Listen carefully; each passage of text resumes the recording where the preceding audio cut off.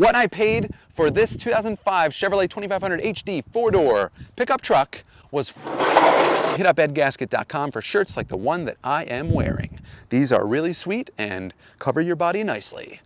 So if buying and selling cars for a profit is something that interests you or something you'd like to get into, then this video is for you. Now, not so fast. We aren't selling the Jeep Project. I said we're not selling it. Now, we're actually selling a clean title vehicle. It's a vehicle you haven't seen on the channel yet. So let me get this Wrangler out of the way, bring in our new project. But first, let me go inside and grow a mustache.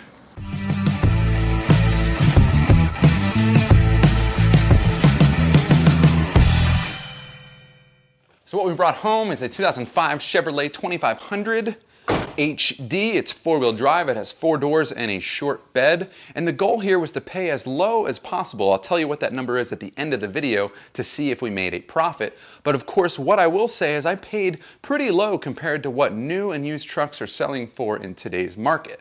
Now, of course, I paid less than market value because there are a ton of things wrong with this truck. Hopefully we can fix a few of those things and then turn a profit, just enough to go out and buy another project. So you can literally start anywhere you want on this truck, front, back, top, or bottom, and find a bunch of things that need to be fixed. Of course, if the next potential owner walks up to this truck and grabs the grill, what they'll find is it's rather loose, and they're not going to be likely to want to pay top dollar. The thing sucks! So what we'll do is we'll go over the front end, find and replace all loose, broken pieces and unaccounted for items so that we can improve the look of this truck. Now, what is not loose and is accounted for is what looks to be 5 LED light bars. I stand corrected, they are all loose. Hopefully loose enough so we can remove them.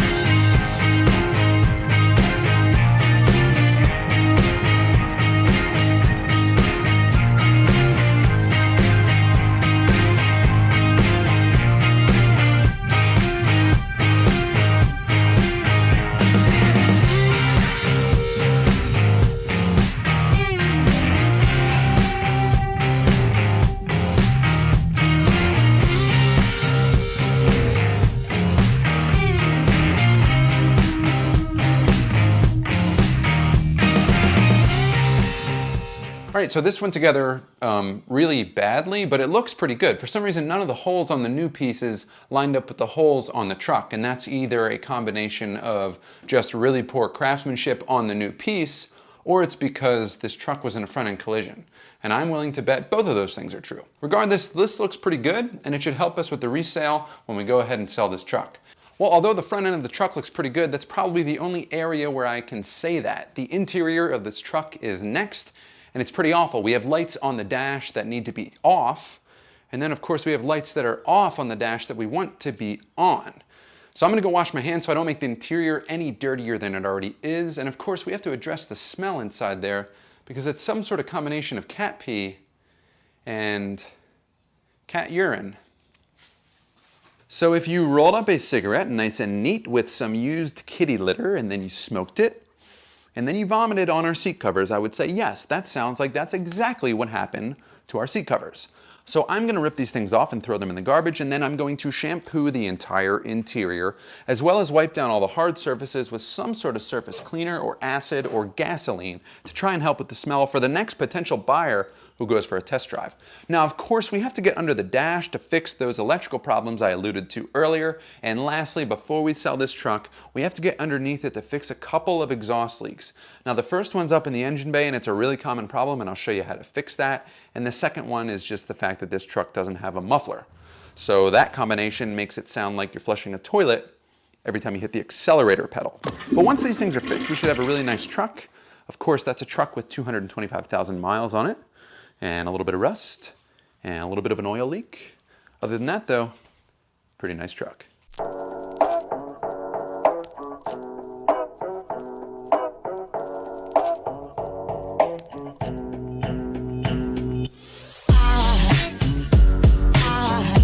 There goes a sight from my soul.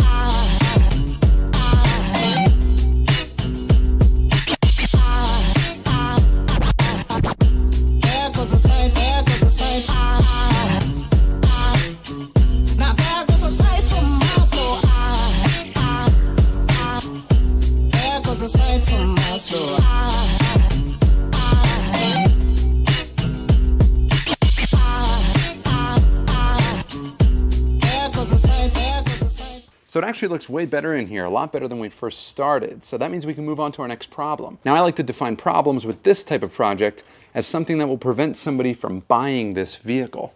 Now if you're test driving this thing, you might notice that the dash lights will completely cut off randomly without notice. The only way to get them back on is to punch that dimmer switch, which is the switch just left of the steering wheel. Now what that means to me is that the dimmer switch is likely bad, so I picked up a new one and we're going to replace it. Now while we're in there, I'd like to pull out the cluster, which is actually the dash that shows the tachometer and the speedometer and your fuel gauge, because there is another light in there that's unfortunately out, and it's the light that shows which gear you're in. Now, side note, it actually doesn't smell too bad in here anymore. Either that, or I'm just getting used to it. Not bad.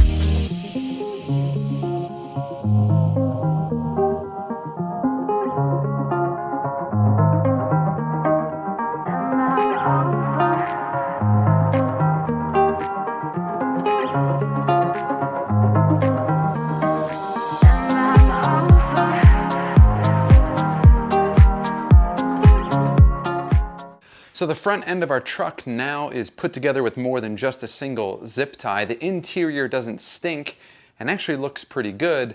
And finally, the dash lights all work, so you can drive at night and be confident that you know which gear you're in. Now, one thing that I really enjoy when I buy a new truck is actually going through and finding a bunch of odds and ends that the previous owner left behind. So just to highlight a few items that I found in our new truck: a box of unopened vinyl gloves, not one, but 2 7 Bic lighters, a can of compressed air. Don't people like do that for fun? I don't recommend it. Single blade pocket knife, a tiny little dinosaur, an Echo leaf blower fuel cap, which I actually own this leaf blower, so that'll work out. A pair of channel locks, a Ticonderoga No. 2 soft point pencil. No idea what this is. Any idea? $3 in quarters, someone's house keys with a front end loader and a Bobcat key on it, so somebody's missing those. And last but certainly not least, transmission fluid, motor oil, coolant. A very kind way for the previous owner to tell you without telling you that your new truck leaks all three. So the last thing we have to do to get this truck up on the marketplace is to fix a twofold exhaust leak. Now the first one's obvious, there's no muffler. We just got to install a new one, and that should take just a few moments. Now there's a bigger problem up here under the hood, and it has to do with bolts breaking off of their studs. Now if you look closely, you'll see that the exhaust manifold bolts right up against the engine. And after multiple cycles of heating up, contracting, and warping, the bolts will actually snap off, leaving you with an air leak, which leads to decreased miles per gallon and a decrease in power. Now with an engine that has 250-some thousand miles on it, we can't afford that loss in power. So let's get up under the hood, take everything apart to expose the broken bolts, and then we'll do our best to fix them. And if we can't fix it, I'll just take it to the mechanic and he'll fix it. And I'll pay him money and edit this out of the video.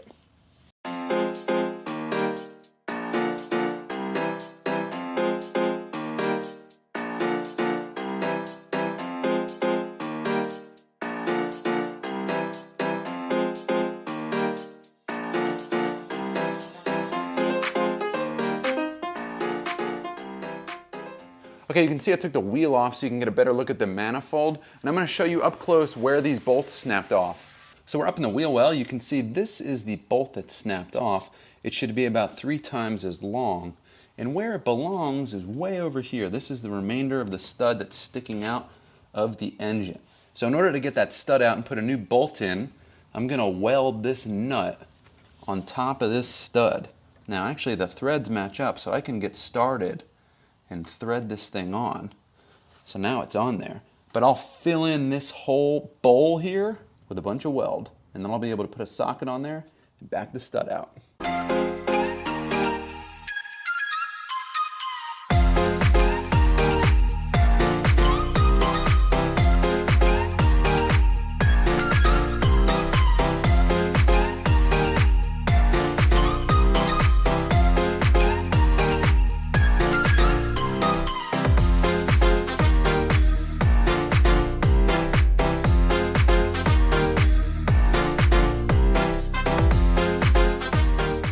Okay, so I got all the broken bolts out. This is what they look like, and this is, of course, what the new ones look like. Don't mind the welds on here. This is my first time ever welding any. What the hell?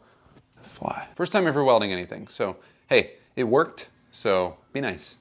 Also, while we're here, I'm going to put this all back together, of course, with brand new hardware, brand new gaskets. It'll all be airtight, and it's going to look great. But we're also going to replace all the spark plugs and the spark plug wires, because while we're here, why not?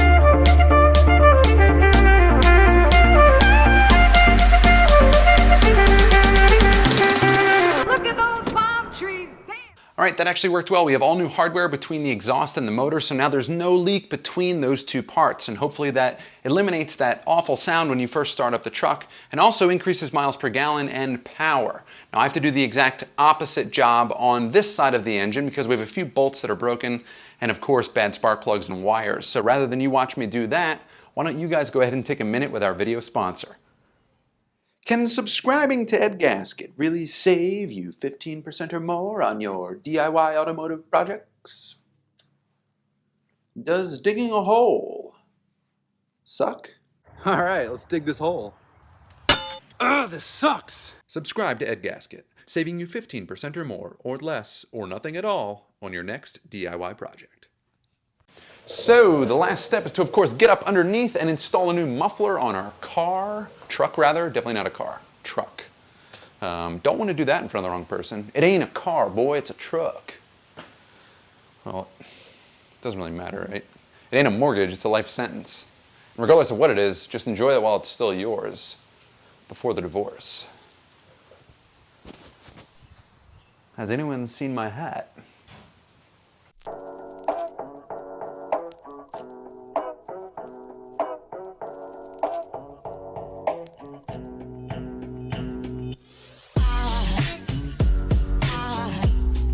goes aside from my soul.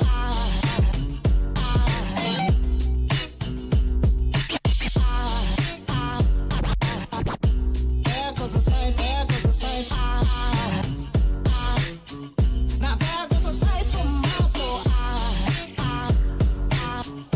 There goes aside from my soul.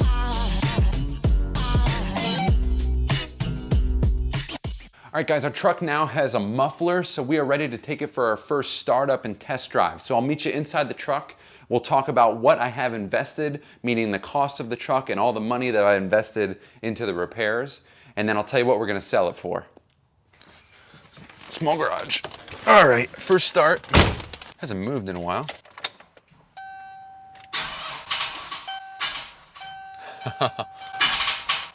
Excellent. Dead battery.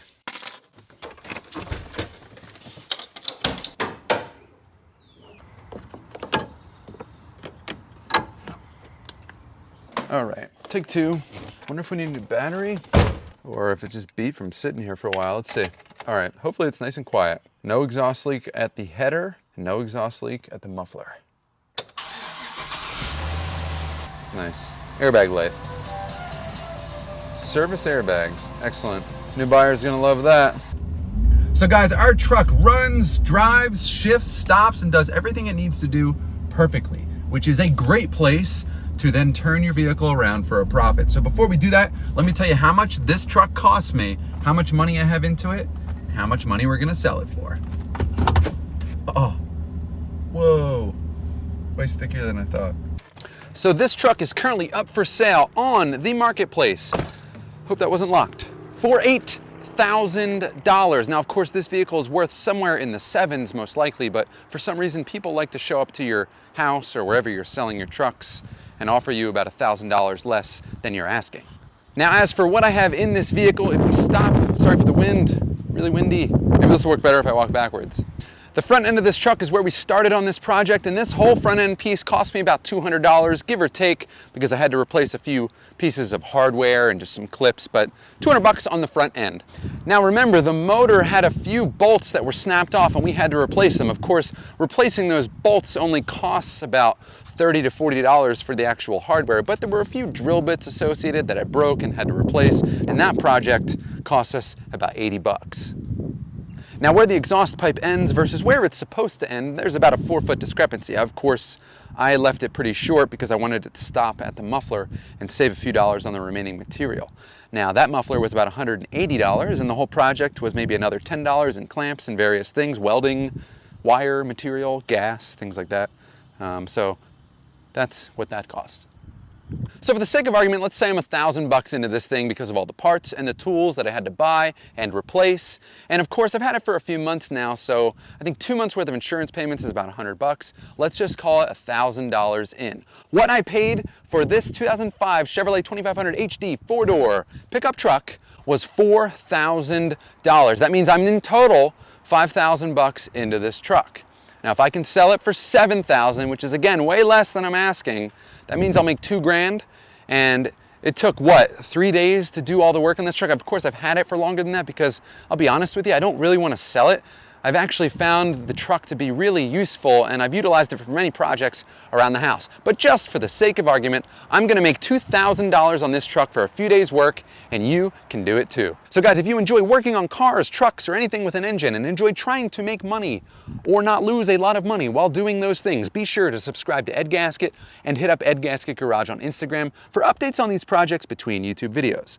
Lastly, hit up edgasket.com for shirts like the one that I am wearing. These are really sweet and cover your body nicely. Otherwise, guys, if you need us between now and our next video, we will be in the garage.